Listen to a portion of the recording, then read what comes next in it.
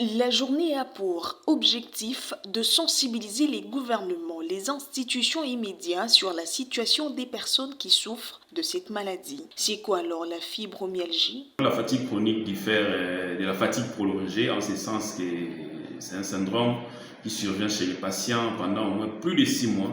Le malade a des symptômes pendant plus de 6 mois. Poursuivant son speech, le docteur Dieu merci Biloukidi nous parle des symptômes de la maladie. C'est un syndrome qui est fait des signes comme la fatigue chronique, un épuisement constant, un sentiment d'emprisonnement, une fatigue exagérée. Le patient est incapable d'assurer ses tâches journalières.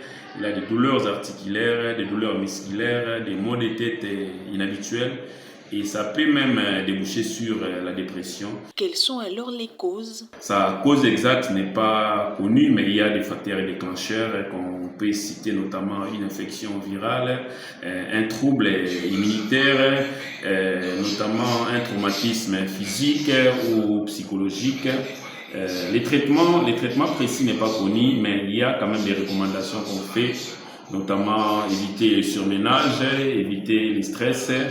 Les patients doivent suffisamment dormir et doivent limiter ou éviter la consommation de l'alcool, du tabac ainsi que de la caféine. Pour la petite histoire, la date du 12 mai correspond à la date d'anniversaire de Florence Nightingale, la première patiente à être diagnostiquée de cette maladie à l'âge de 35 ans.